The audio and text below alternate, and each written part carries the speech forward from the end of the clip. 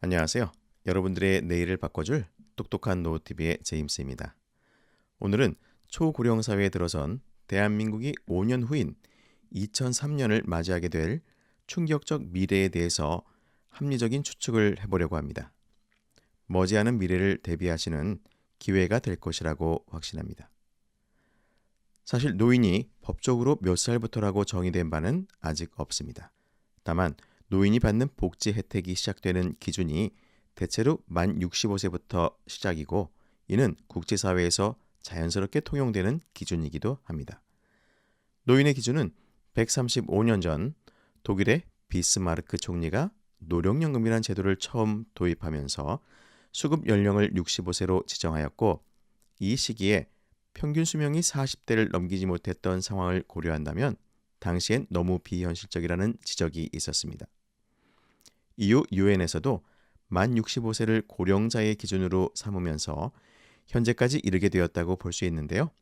급격한 노령화가 가장 큰 사회적 문제로 대두되고 있는 상황 속에서 대한민국도 작년 12월에 만 65세 이상 노인 인구가 전체 인구의 20% 이상인 초고령 사회에 진입을 했고 더욱 충격적인 것은 5년 후인 2030년에는 노인 인구가 25%를 넘어설 것이라고 예측되고 있다는 것입니다.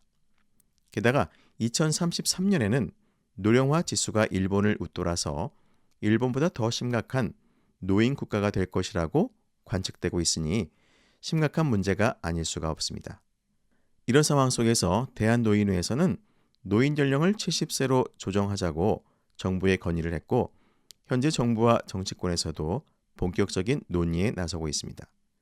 3년마다 발표되는 보건복지부의 2023년 노인 실태 조사에 따르면 노인이라고 생각하는 연령의 기준은 평균 71.6세로 나타났으며 2020년 70.5세 대비 1.1세 상승한 것을 볼 수 있고 우리나라의 기대 수명은 1970년 62.3세에서 2019년 83.3세로 21세가 늘어났고 이로 인한 고령화는 저출산과 함께 국민연금 등 복지 재정 문제의 주요 원인으로 지적받고 있습니다. 반면 건강 상태 향상 등으로 고령자도 계속 일할 수 있는 여건이 만들어졌으나 정년은 60세로 유지되고 있는데요. 현재 우리나라의 노인을 대상으로 하는 복지 서비스의 기준은 만 65세이고 이 중 노후 소득의 가장 핵심적인 역할을 하는 국민연금은 수급 개시 연령이 2024년 기준 63세이지만 2033년까지는 5년마다 한 살씩 상향되면서 만 65세까지 늘어날 것이고 소득 하위 70%에게 지급되는 기초연금의 수급 연령 또한 만 65세 이상입니다. 또한 노인 무임승차제, 철도 운임 할인 등과 같은 경로 우대 제도와 취약 노인들에게 돌봄 서비스를 제공하는 노인 맞춤 돌봄 서비스도 모두 연령 기준이 만 65세 이상입니다. 이처럼 노인 연령 기준은 국민연금, 기초연금 등의 노후 보장 제도와 노인을 대상으로 하는 사회 서비스 대상자를 선정하는 중요한 기준인데요.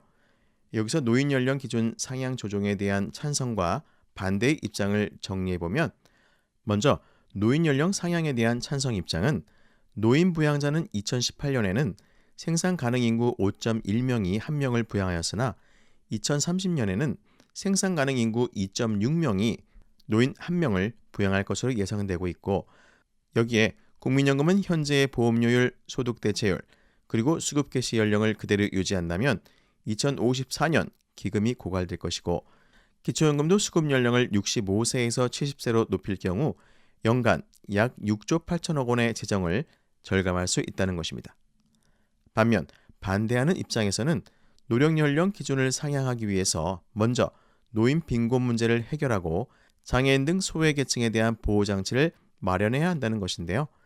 우리나라는 OECD 국가 중 가장 높은 수준의 노인 빈곤율을 나타내고 있어서 노인 무임승차제 등의 적용 연령을 상향한다면 노인 빈곤 문제는 더욱 악화될 것이고 도시철도 운영 적자의 주원인이 노인 무임승차라고는 볼 수 없다는 것입니다. 또한 정년과 연금, 수급 개시 연령의 불일치도 관건입니다. 정년은 60세로 고정인 반면 현재 국민연금 63세, 기초연금은 65세이기 때문에 이 기간만큼 소득 공백이 발생하고 있고 2033년에는 국민연금 수급 개시 연령이 65세로 높아지면 소득 공백은 증가할 수밖에 없기 때문에 노인 빈곤의 위험은 더욱 커질 것입니다.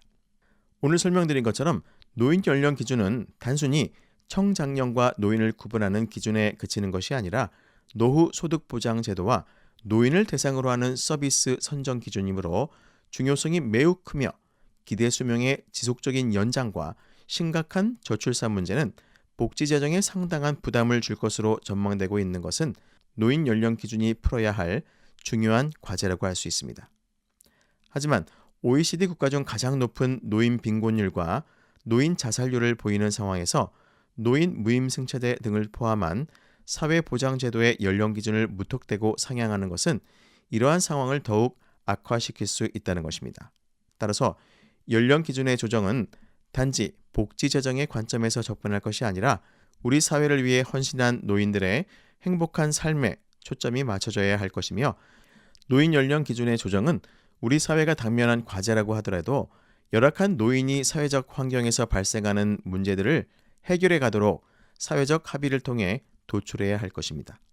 최근 통계청의 자료에 따르면 우리나라는 2024년 노인 인구 비율 20%를 넘어서면서 초고령 사회에 진입했지만 현재 증가 추세라면 노인 인구 비율이 2050년에는 40.1%를 돌파하고 2070년에는 47.5%까지 상승할 것으로 예측되고 있는데요. 이는 만 65세 이상 노인 인구가 전체 인구의 절반에 육박한다는 의미입니다. 이런 심각한 상황 속에서 노인 연령 기준을 상향하고 법적 정년을 연장해야 한다는 주장은 단지 복지 재정 관점에서 접근할 것이 아니라 청년 세대를 비롯한 사회 전 세대의 의견을 반영해야 한다고 생각합니다. 현재 추진되고 있는 노인 연령 기준 상향에 대한 논의가 어르신들의 노후와 우리 사회에 진정으로 도움이 될 수 있는 방향으로 추진될 수 있기를 바라며 오늘도 함께해 주신 여러분들께 감사를 드립니다. 앞으로 더 좋은 사회를 만드는 똑똑한 노후TV가 될 것을 약속드리면서 늘 건강하시고 행복하시길 응원하겠습니다. 오늘도 행복한 하루 되세요. 안녕히 계세요.